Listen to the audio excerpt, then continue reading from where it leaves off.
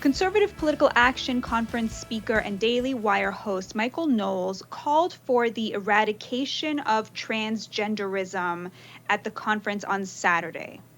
There can be no middle way in dealing with transgenderism. It is all or nothing.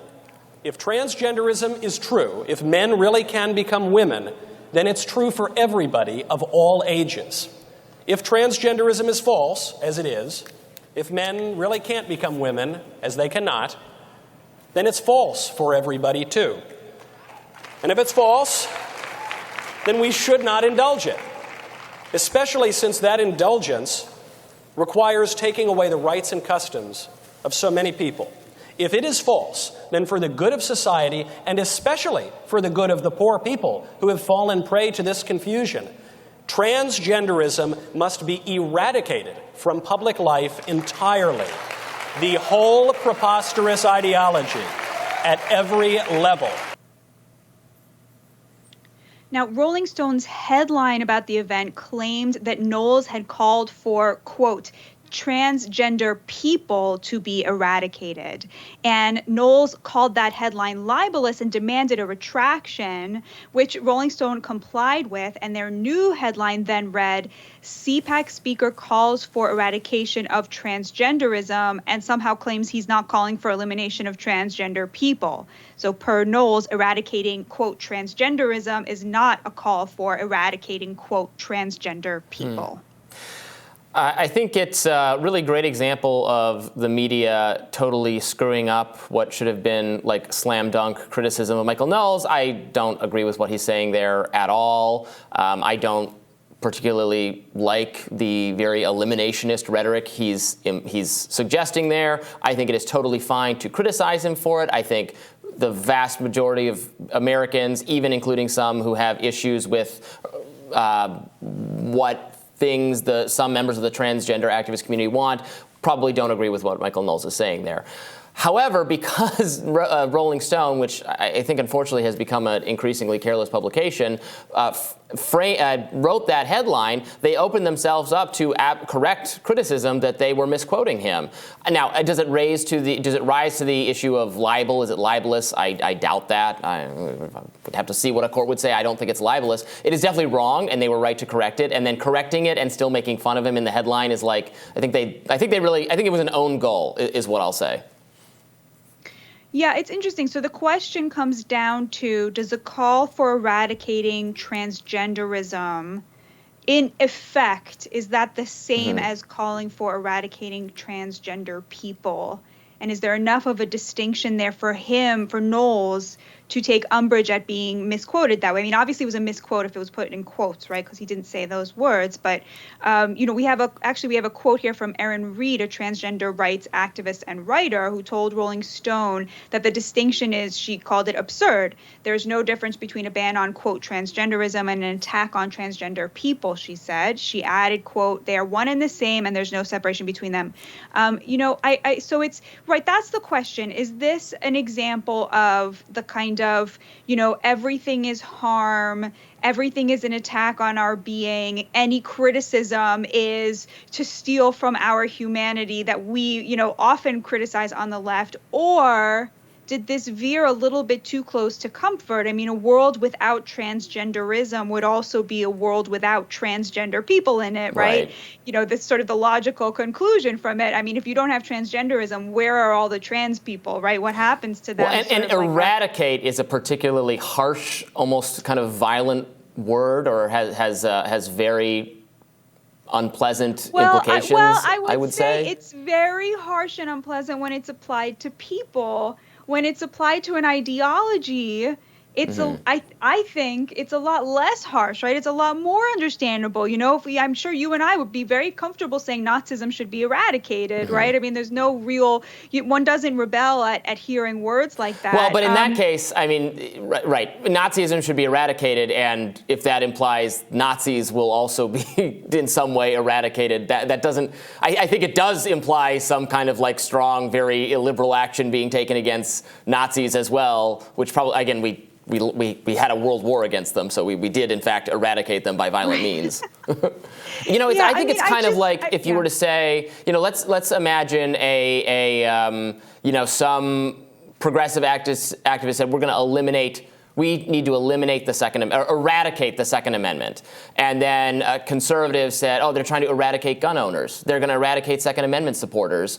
I think liberal progressives would understand how that was kind of unfair to say that that's what they were saying. They were saying they want that law changed, or they want the policy to be different, not like people who want to celebrate the Second Amendment being rounded up or something like that. Like, it is a little bit different. But maybe we're drawing very unclear distinctions here. Anyway, I think what he was saying was wrong. I don't agree with it. What he was trying to say, what Michael Knowles was saying, is that you can't just prohibit gender-affirming care or surgeries or whatever for young people, because if transgenderism is accepted at any age, then it just has to be accepted across the board. So it has to also be prohibited for all Americans. I don't agree with that at all. I think consenting adults should be able to do whatever they want as long as they're not hurting other people.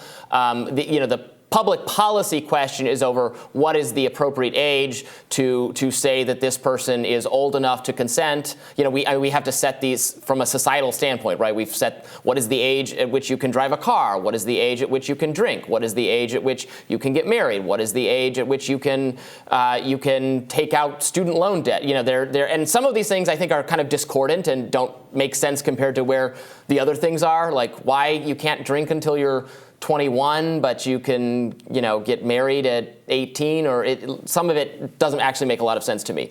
But it is appropriate, I think most people accept it's appropriate for society or government or policymakers to draw these kinds of lines. And Knowles was actually saying those lines should not be drawn, or the line should be that no one can consent to do this, which, again, I find that very interesting. Maybe that's what the most conservative people think, but...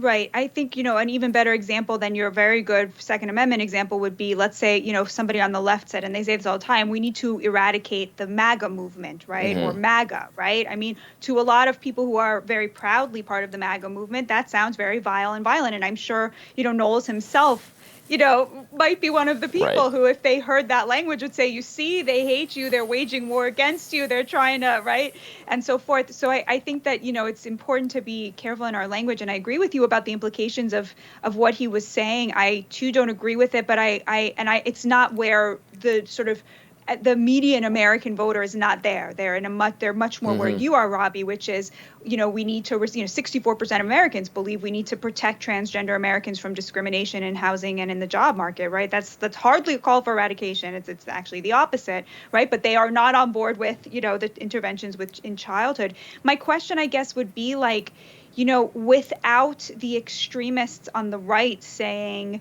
that this is an ideology that's taken hold and that's being pushed by the left and that we need to put a stop to it, who else is going to pick up the mantle in a vigorous way to protect children from it, right? So I think that, it's an open question. I'm not weighing down one way or the other. I really don't know. But certainly the mainstream liberal community, who you would expect to be sort of a bulwark against the extremisms of the left, has capitulated, to the far left on this issue. So it sort of begs the question, like, okay, well, so who's pulling in the other direction, and how hard do you have to pull and how far do you have to go? I have been, for one, pretty heartened to see that it's very rare to see criticism of the transgender agenda bleed into homophobia. In my experience, as somebody who spends a lot of time in right-wing spaces, following the conversation, and I've been very heartened by that. But again, so it begs the question. It makes me uncomfortable to hear someone talk about eradicating something that includes, Americans, even less than 1% of Americans. And I can say that while also feeling very strongly about the issue when it comes to children. Well, like you and I interviewed Blair White a few weeks ago, a conservative trans woman who spoke about her perspective on why she doesn't personally think some of these things should be implemented on underage people. I think someone who actually has credibility, someone who has experience with these things and is qualified to speak on them can be persuasive, or hearing their perspective is important, unlike what a kind of Michael Knowles type person is. I mean, I disagree with him, so that's fine. If you agree with him, that's fine. Some people will agree with him, some people will disagree. He can go out and speak and do whatever he wants. He's a host of a TV show just like me. So I'm not, I never want to say, why are you doing it this way? You should be doing it some other way. No, we have opinions, we share them. That's like what we do in life. Everyone should do what makes them happy. I tend to doubt that kind of.